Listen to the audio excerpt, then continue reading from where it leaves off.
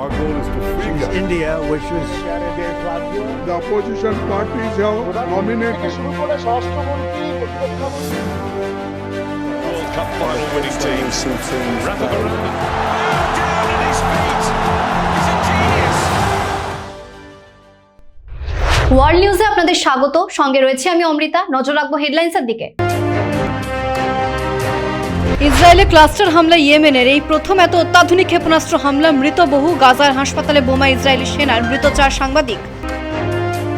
রোহিঙ্গা সমস্যা মেটাতে এগিয়ে আসুক বিশ্ব, বললেন মোহাম্মদ ইউনূস। 7 প্রস্তাব বাংলাদেশের মায়ানমারের ওপর কড়া পদক্ষেপের দাবি, পাশে আমেরিকা।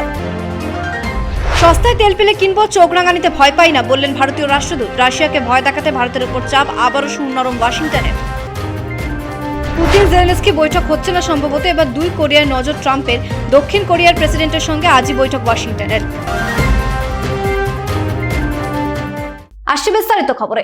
ইসরায়েলে বিশ্বের সবচেয়ে অত্যাধুনিক মিসাইল হামলা চালালো ইয়েমেন। দুর্ভেদ্য আয়রন ডোম বলে যে দাবি করে আমেরিকা বা ইসরায়েল, সেই সুরক্ষা বলয় ভেদ করে একের পর এক হামলা চালানো হয়েছে তেল আবিবে। ইরানও এত বড় হামলা চালাতে পারেনি। ইসরায়েলের উপর ক্লাস্টার মিসাইল হামলা চালালো ইয়েমেন। ইসরায়েলের বহু জায়গায় ব্যাপক ক্ষতি হয়েছে। এখনো পর্যন্ত 6 জনের মৃত্যুর খবর পাওয়া গেছে। ইসরায়েলের বহু মানুষ আহত হয়েছেন বলে জানা যাচ্ছে। মৃতের সংখ্যা বাড়তে পারে। এই ক্লাস্টার মিসাইল ইরানের ব্যালিস্টিক মিসাইলের চেয়েও ধ্বংসাত্মক। 7 থেকে 8,000 কিলোমিটার উঁচু থেকে একের পর এক ক্ষেপণাস্ত্র চালাতে পারে। একসঙ্গে বিভিন্ন জায়গায় ছড়িয়ে পড়তে পারে এই ক্ষেপণাস্ত্র। ইসরায়েলের আয়রন ডোম আমেরিকার দেয়া নিরাপত্তা নজরদারি এড়িয়ে ইয়েমেনের এই ক্লাস্টার মিসাইল হামলা চালিয়েছে বলে জানা গেছে। ইয়েমেন এই ধ্বংসাত্মক মিসাইল হামলা চালানোর পর ক্ষেপে উঠেছেন ইসরায়েলের প্রধানমন্ত্রী নেতানিয়াহু। তিনি বলেছেন, এমন শিক্ষা দেব যাতে ইয়েমেন সারা জীবন মনে রাখে। আমরা প্রতিরোধ করার ক্ষমতা রাখি। যদি কেউ হামলা চালায় তাহলে পাল্টা হামলা চালানো হবে। নেতানিয়াহুর এই নির্দেশের পরেই ইয়েমেনের রাজধানী সানায় পরপর ক্ষেপণাস্ত্র হামলা চালায় ইসরায়েল। সানাতেও 6 জনের মৃত্যু হয়েছে, আহত হয়েছেন 64 জন। গতকাল সানায় হামলা চালিয়েছিল ইসরায়েল, সেই হামলাতে 2 জনের মৃত্যু হয়েছিল। তারপরে ইসরায়েল লক্ষ্য করে ক্লাস্টার মিসাইল হামলা চালায় ইয়েমেন। এখন প্রশ্ন হচ্ছে, ইয়েমেনের কাছে কি করে এলো এই অত্যাধুনিক মিসাইল? কূটনৈতিক মহলের ধারণা, চীন ও রাশিয়ার কাছে আছে এই ক্লাস্টার মিসাইল। এমনকি ইরানের কাছেও রয়েছে এই ক্ষেপণাস্ত্র। শত্রুপক্ষের নজরদারি এড়িয়ে এই মিসাইল হামলা চালায়। নির্দিষ্ট লক্ষ্যবস্তু ভেদ করে এই ক্ষেপণাস্ত্র। ব্যুরো রিপোর্ট, পূবের কলম ডিজিটাল। নেতানিয়াহু সরকারের মন্ত্রীদের বাড়ি ঘিরে রাখলেন ইসরায়েলের মানুষ। টানা 2 দিন ধরে অবস্থান বিক্ষোভ চলছে। এরই মধ্যে গাজায় হামলা চালাচ্ছে ইসরায়েল। নাসের হাসপাতালে হামলায় 4 জন সাংবাদিকের মৃত্যু হয়েছে, 10 জন সাধারণ মানুষের মৃত্যু হয়েছে আজ। ইসরায়েলের মন্ত্রীদের বাড়ির সামনে ধর্নায় বসলেন মানুষ। গতকাল সকাল থেকে এই ধর্না শুরু হয়েছে। বাড়ির বাইরে বের হতে দেওয়া হচ্ছে না মন্ত্রীদের। টানা 6 দিন দেশ জুড়ে বিক্ষোভের পর এবার মন্ত্রীদের বাড়ি ঘেরাও কর্মসূচি শুরু হলো। তবে গাজায় হামলা অব্যাহত রেখেছে ইসরায়েল। আজও ত্রাণের লাইনে গুলি চালায় ইসরায়েলি সেনা। ইয়েমেন তেল আবিব লক্ষ্য করে হামলা চালানোর পরই গাজার ক্ষেপণাস্ত্র হামলা বাড়িয়ে দিল ইসরায়েলি সেনা। বহু মানুষের মৃত্যু হয়েছে। দক্ষিণ গাজায় নাসের হাসপাতালে হামলা চালিয়েছে ইসরায়েল। 4 জন সাংবাদিকের মৃত্যু হয়েছে হামলায়। নাসের হাসপাতালে ইসরায়েলি সেনার হামলায় 14 জনের মৃত্যু হয়েছে। গাজা ইসরায়েল যুদ্ধে এখনও 240 জন সংবাদকর্মীর মৃত্যু হয়েছে। বিভিন্ন সংবাদ সংস্থা জানিয়েছে, গাজায় অনাহারে, অপুষ্টিতে বাড়ছে মৃতের সংখ্যা। কতজন হাসপাতালে ভর্তি রয়েছেন তা জানতেই হাসপাতালে গিয়েছিলেন সাংবাদিকরা। এই ঘটনার পর ইসরায়েলের প্রধানমন্ত্রী নেতানিয়াহু বলেছেন, গোটা বিশ্ব দেখতে পাচ্ছে ইসরায়েল কত শক্তিশালী আর তারা শত্রুদের কিভাবে শিক্ষা দিচ্ছে। অস্ট্রেলিয়া জুড়ে কয়েকদিন ধরে বিক্ষোভ দেখাচ্ছেন মানুষ। গাজার যুদ্ধবন্ধের দাবিতে সোচ্চার হয়েছেন তারা। ইরানের প্রেসিডেন্ট মাসুদ পেজেশকিয়ান বলেছেন, ইসরায়েলের এত বাড়বাড়ন্ত হয়েছে কেবলমাত্র আরব দেশগুলো বা মুসলিম দেশগুলি একসঙ্গে নেই বলে। এটা কেউ ভাবছেন না যে গাজায় যাদের মৃত্যু হচ্ছে তারা আমাদের ভাই, আমাদের প্রতিবেশী দেশের আত্মীয়। আমাদের মনে রাখতে হবে, শত্রু দেশগুলির বিরুদ্ধে আমাদের একসঙ্গে লড়াই করতে হবে। ব্যুরো রিপোর্ট, পূবের কলম ডিজিটাল। রোহিঙ্গাদের ফেরত পাঠাতে হবে মায়ানমারে। 7 দফা প্রস্তাব দিলেন বাংলাদেশ সরকারের প্রধান উপদেষ্টা মোহাম্মদ ইউনূস। তিনি বলেন, রোহিঙ্গাদের জন্য আলাদা নিরাপত্তা দিয়ে মায়ানমারে পাঠাতে হবে।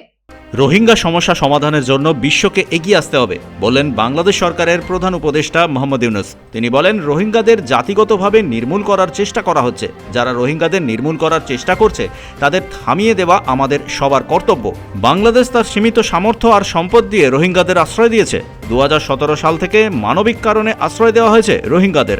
রোহিঙ্গাদের নিয়ে সব সমস্যা মায়ানমার কেন্দ্রিক। প্রয়োজনে মায়ানমারে আন্তর্জাতিক শান্তিরক্ষা বাহিনী মোতায়েন করা হোক। রোহিঙ্গা সমস্যা মেটানোর জন্য 7টি প্রস্তাব দিয়েছেন মোহাম্মদ ইউনূস। কক্সবাজারে 3 দিনের অনুষ্ঠানে ছিলেন তিনি। ইউনূস বলেছেন, দ্রুত রাখাইন প্রদেশে ফেরত পাঠাতে হবে রোহিঙ্গাদের, কিন্তু নিরাপত্তা দিতে হবে রোহিঙ্গাদের। দীর্ঘ সময় ধরে তাদের খাদ্য, বস্ত্র, অর্থ সাহায্য করতে হবে।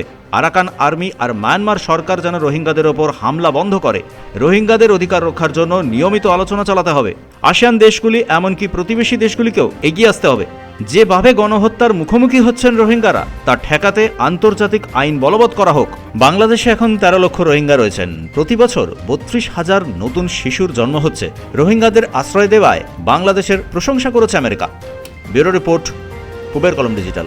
যেখান থেকে সস্তায় তেল পাওয়া যাবে সেখান থেকে অপরিশোধিত তেল কিনবে ভারত। কারো চোখ রাঙানিতে ভারত ভয় পায় না বললেন রাশিয়ায় নিযুক্ত ভারতের রাষ্ট্রদূত। আমেরিকা জানিয়েছে রাশিয়ার উপর চাপ বাড়াতেই শুল্ক দ্বিগুণ করা হয়েছে।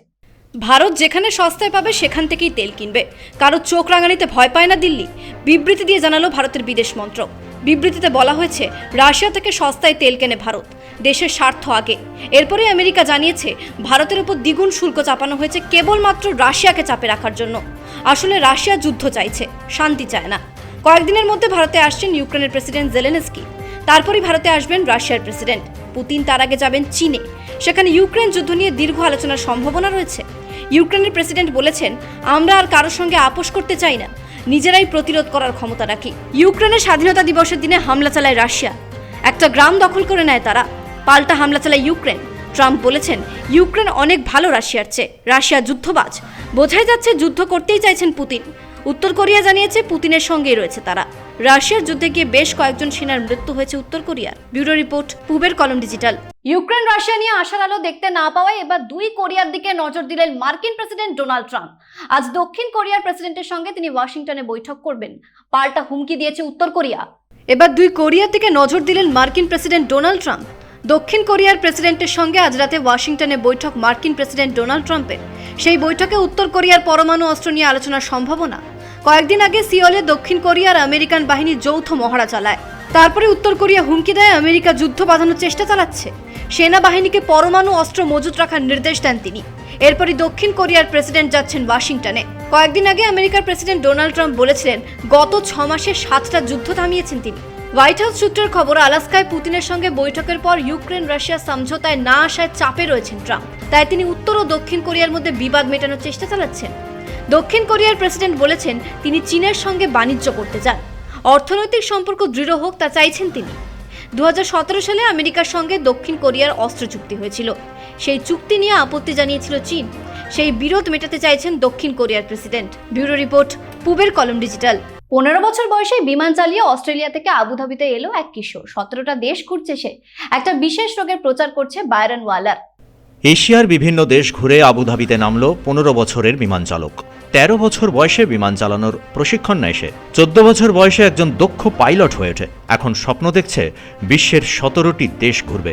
সেই স্বপ্ন নিয়েই বায়রন ওয়ালার অস্ট্রেলিয়ার ব্রিসবেন থেকে উড়তে শুরু করে। প্রথমে সিঙ্গাপুর, সেখান থেকে শ্রীলঙ্কা, ভারত হয়ে এবার সংযুক্ত আরব আমিরশাহিতে নামল তার বিমান। 17টি দেশের মধ্যে রয়েছে মিশর, ইউরোপের কয়েকটি দেশ, আইসল্যান্ড, কানাডা, আমেরিকা। তার ইচ্ছে 13ই অক্টোবর জন্মদিনে ঘরে ফিরে যাওয়া। সেখানে বাবা মা আর পরিবারের সদস্যদের সঙ্গে জন্মদিন পালন করবে সে। 17টি দেশের মধ্যে 38টি বিমানবন্দরে সে জ্বালানি ভরবে আর একটা রোগ নিয়ে মানুষকে সচেতন করবে। খুব ছোটবেলায় বায়রন সেই রোগেই ভুগত। হাসপাতালে যখন সে ভর্তি তখন থেকেই স্বপ্ন দেখত পাইলট হওয়ার। তার মা আর বাবা তার জন্য একটা বিমান কিনে দিয়েছিলেন। সেই বিমানে চড়েই সে 17টি দেশ ঘুরতে বেরিয়েছে। তার মা একজন মনোরোগ বিশেষজ্ঞ আর বাবা বড় ব্যবসায়ী। ছেলের জন্য 4 আসনের বিমান কিনে দিয়েছিলেন। ছোটবেলা থেকে সে ভুগত ক্রোনস রোগে। প্রায় তার ডায়রিয়া হতো, তাকে স্কুলে যেতে হতো হুইল চেয়ারে করে। ব্যুরো রিপোর্ট, পূবের কলম ডিজিটাল। ওয়ার্ল্ড নিউজ এখন এই পর্যন্তই। দেখতে থাকুন পূবের কলম ডিজিটাল।